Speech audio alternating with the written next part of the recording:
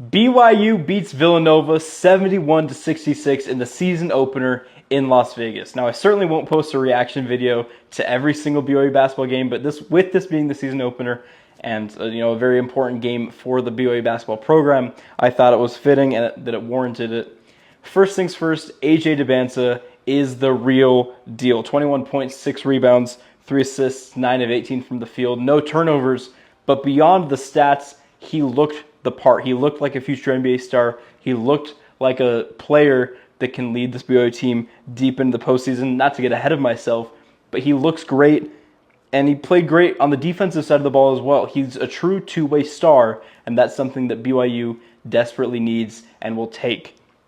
On that note, defense overall looked great for a team that the defensive side of the ball last year was a weakness. Now looking very sharp. And that's something that can carry you once you get later in the season is your defense. That had a large part to do with Keba Keita, who played incredibly, picked right up where he left off last season. 8.7 rebounds, 3 blocks, 1 steal, wreaking havoc all over the floor the entire night. On a technical note, Keba Keita also is very good at the Gortat screen, which is basically where you set a screen on a pick and roll and then go back down and screen the original defender on the big, leaving a wide open layup. He did that very well the entire night, leaves great lanes for Rob Wright III, AJ Dybantsa, and Richie Saunders. Rob Wright III, by the way, a very good addition for BYU. 14 points. He could have had more had he not missed some gimme layups throughout the game. Looks very sharp. Richie Saunders, great as always, 15 points and 7 rebounds. Some general overreactions. I know this is game 1, and so that's why I know that they're overreactions. Ball movement wasn't as great as it was last season. Only 10 assists on 26 made baskets.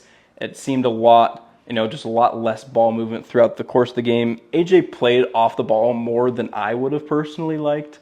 Maybe that's just a personal preference. Kevin Young obviously knows what he's doing, but I would like to see him on the ball more, and specifically Rob and AJ in pick and roll actions together.